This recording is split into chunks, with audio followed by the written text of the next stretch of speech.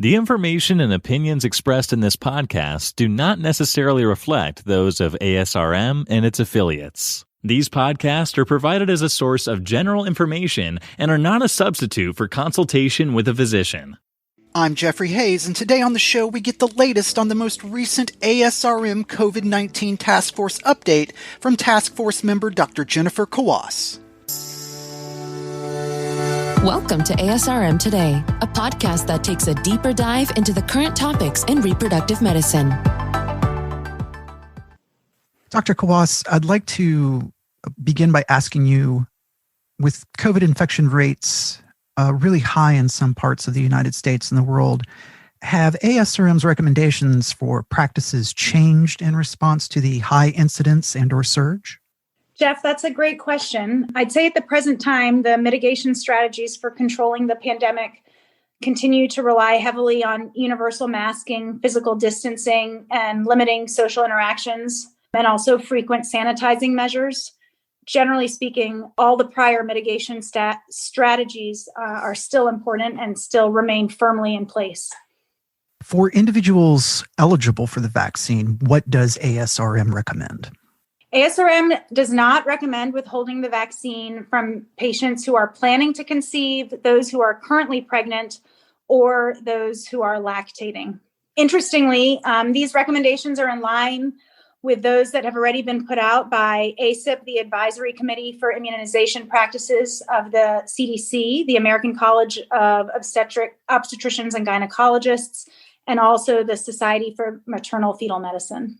And of course, for listeners, we will direct you to the show notes on the page to please click on the link to the actual document to follow up and read everything we are discussing here, and even things that we can't get to. Dr. Kawwass, based on this update, is COVID more or less dangerous to contract if a woman is pregnant? There is an increasing amount of data that suggests that pregnant women are more likely to have more severe outcomes of COVID disease than those women of a similar age who are not pregnant. So this is part of the logic in balancing sort of the risks and benefits in terms of determining whether or not it makes sense to be vaccinated if one is eligible. And in speaking about risks and benefits too, can a person get COVID from the vaccine? Another very important question, and a very important piece of information that should be clarified. It is not possible to get a COVID infection from the vaccine. The vaccine does not contain live virus.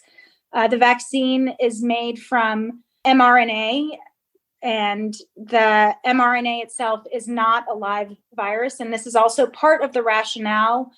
Because COVID-19 mRNA vaccines do not contain live virus, they are not thought to cause any risk of infertility, first or second trimester loss, stillbirth, or congenital anomalies. It's important to know that pregnant and lactating women were excluded from the initial phase 3 trials for these two vaccines. So specific safety data in these populations are not yet available. However, the mechanism of action of the mRNA vaccines and existing safety data provide reassurance regarding the safety of COVID-19 mRNA vaccines during pregnancy. Does it matter then where someone is at in pregnancy? Interestingly, this is something that the task force discussed. And the overall perspective is that whether someone is in the preconception, the first trimester, second trimester, third trimester, the recommendations remain the same. The recommendation is that the potential benefit of the vaccine most likely outweighs the theoretical risk of the vaccine and certainly outweighs the risk of contracting COVID-19. Some of the factors that a patient may consider when discussing the risks and benefits of the vaccine with their physician include things like the risk of acquisition of the disease, the personal risk based on their job and lifestyle of contracting COVID-19, as well as potential risks of COVID-19 to the fetus, and balancing those with the efficacy of the vaccine and the known side effects of the vaccine and sort of the lack of data that we have regarding the vaccine during pregnancy. It's certainly true that some individuals may choose to defer vaccination but it would be an individual personal decision and not the recommendation of the task force. Does the task force have any concern about possible side effects from the vaccine? Yes, this is definitely something that the task force discussed. And I've actually received many questions from colleagues and patients regarding the known reactivity of the vaccine and the chance of having fever after particularly the second dose of the vaccine. The rate of fever has been reported to be up to about 16%. While fever in pregnancy, particularly in the first trimester, has been associated with an increased risk of neural tube defects, there have been several recent studies that show that the association is no longer significant if the patient is taking the recommended daily dose of folic acid, and even some larger retrospective cohort studies that do not show the association between first trimester fever and open neural tube defects. Certainly, if a patient were to experience fever while pregnant, it would be recommended to take an antipyretic medication like Tylenol or acetaminophen.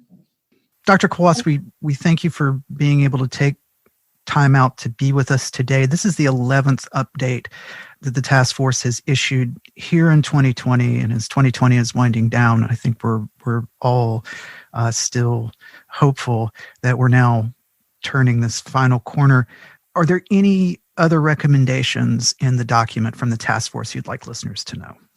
Yes, I think all of us would like listeners and clinicians and providers to be aware that the task force feels that physicians have the potential to play a very key role in promoting vaccination to patients, to their communities, and to the public, and to provide evidence that relays the facts surrounding the potential risks and benefits of the vaccine. We're certainly living in an era where it can be very difficult to differentiate scientific evidence from suppositions, and we're hopeful that providers can help patients navigate all the data and research that exists.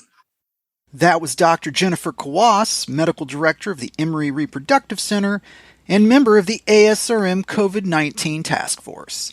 I'm Jeffrey Hayes, and this is ASRM Today. This concludes this episode of ASRM Today. For show notes, other information, and discussions, go to asrmtoday.org. This material is copyrighted by the American Society for Reproductive Medicine and may not be reproduced or used without express consent from ASRM.